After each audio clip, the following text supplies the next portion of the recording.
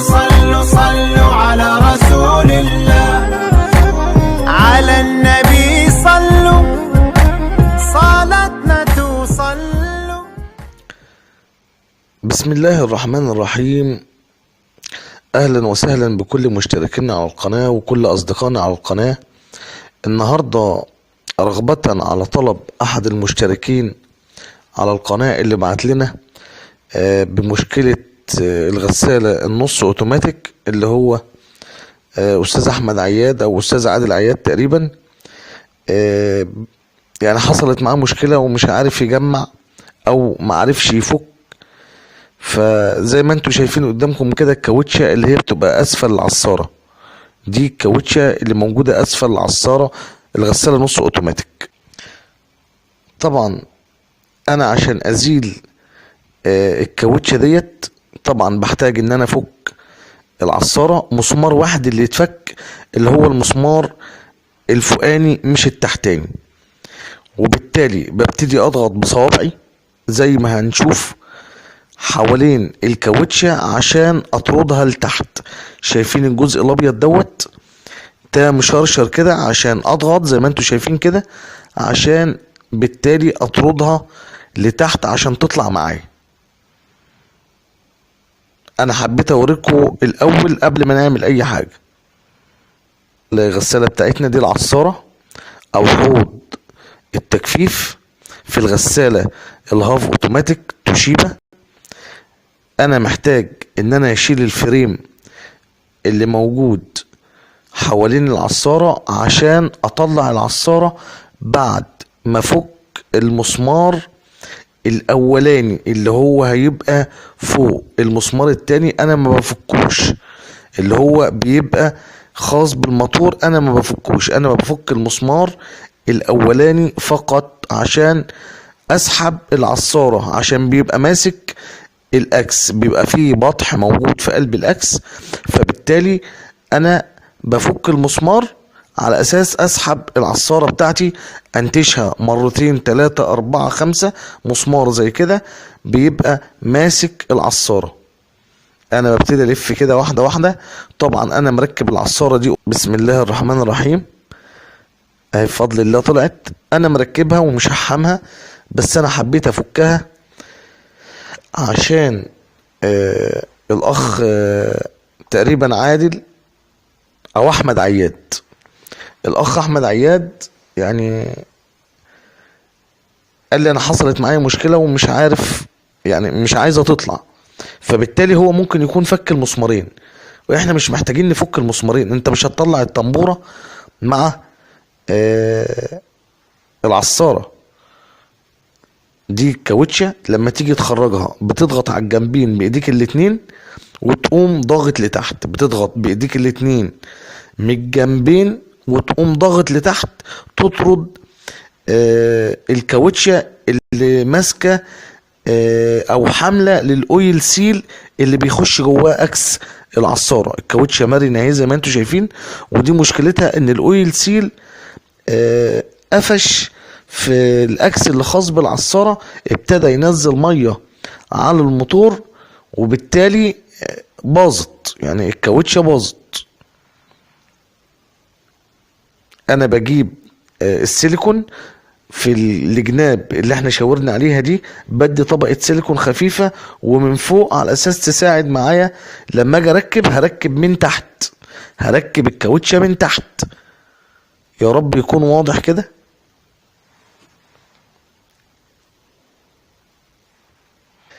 ادي ده كده الاكس بتاعنا اللي خاص بالعصارة، وانا بشحمه تاني اهو قبل ما اركب. هتلاحظ هنا البطح اللي بيربط فيه المسمار الفوقاني اللي خاص بالعصارة. واحدة واحدة وانت بتركب العصارة، يعني كأنك انت يعني واحدة واحدة انت بتدور على الثقب اللي هتسقط فيه الاكس، فوقت ما يخبط ده بيكون الثقب وتكون عادل الطنبورة اللي موجودة تحت اللي هي بتاعة الموتور عليه، وتبتدي تسقط وتبتدي تربط وتربط، تبتدي تركب الكفر تاني، وبفضل الله الغسالة هتشتغل ومفيش ادنى مشكلة خالص. ببتدي الفها كذا مرة اتأكد ان هي ركبت في مكانها. انا لفيت اهو اكتر من مرة ولفت معايا كده. انا باكد ان الاكس راكب في الكاوتشة في قلب الاويل سيل وبيلف معايا مفيهوش مشكلة. بعد ما بركب الكفر اللي خاص بحوض العصارة ببتدي الف اركب المسمار على مهلك وانت بتفك الكفر ده، ان الكفر ده من مادة البلاستيك، فزي ما فكناه مع بعض في الاول بنركبه تاني مفهوش مسامير. هو نظام عاشق ومعشوق اهو. انا ركبت وجربت وهلف اركب المسمار. هو تقريبا مسمار قريب من ده اللي بيبقى اسفل العصارة. انا كده ادي المسمار اهو اللي راكب، ده المسمار الفوقاني عليه صامولة بكنتر بيها. بعد ما بربط المسمار بكنتر بالصامولة، بعمل صامولة دي صامولة بكنتر بيها عشان المسمار ما يحلش معايا. ابتدي بقى احرق تمام وارجع اركب المجموعة بعد كده اللي خاصة بالبريك، اللي هي ايوه اهي، هي دي المجموعة دي. طبعا لو لقيت المسافة قصيرة بتفتح الباب اللي خاص بالعصارة، بتفتح الباب هيديك طول تقوم تشبط السلكة اللي موجودة في قلب الثقب اللي انت مرتاح له، يعني اللي هو جايب معاك نتيجة. ان حضرتك لو هتلاحظ هتلاقي فيه رشتين خلف الباب. لما تفك لوحة المفاتيح هتلاقي رشتين، الرشتين دول ضعاف جدا. الرشتين دول لو بعدوا عن بعض بيخلي عملية فتح الباب وقفله ما بتشغلش الموتور. وطبعا الاتنين دول عاملين زي الليمت سويتش بالظبط. ادي انا بشاور اهو على المسمار ابو صامولة الفوقاني اللي هو ماسك الاكس، وادي المسمار التحتاني اللي خاص بالموتور والطنبورة. انا ما بجيش ناحيته. لو تلاحظوا في مية مطرح الطنبورة دي نزلت على الموتور بسبب قفش الاويل سيل في قلب الاكس، بقى يلف معاه والمية بقت تنزل على الموتور.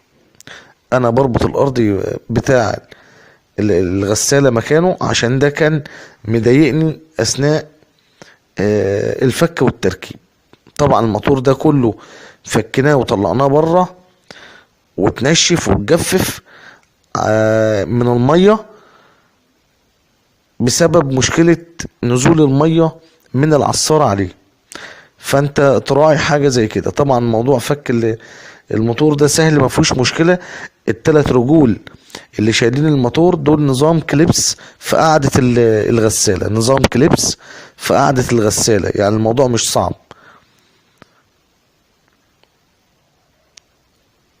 ادي كده شكل الموتور بعد ما ركب وركبنا المجموعة. وهنبتدي نجرب بسم الله الرحمن الرحيم. نبتدي نجرب ونشغل الغسالة. العصارة بتاعتنا بفضل الله اشتغلت ما فيهاش اي مشكلة بفضل الله.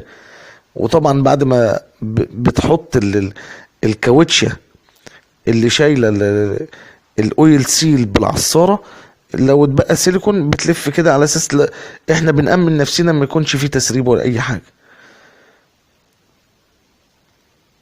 اتمنى تدعمونا في القناة وتشاركوا الفيديوهات وتدل على الخير كفاعله. ولو عجبك الفيديو تعمل لايك، سبسكرايب لو ما كنتش مشترك، وشير للفيديو عشان الفايدة تعم. ادي الموتور شغال بفضل الله ما فيهوش ادنى مشكلة.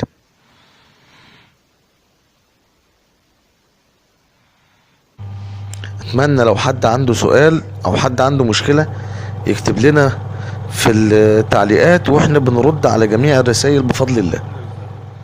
اشكركم جميعا والسلام عليكم ورحمة الله وبركاته. كان معكم ابو معاذ من قناة ابن حميد. شكرا.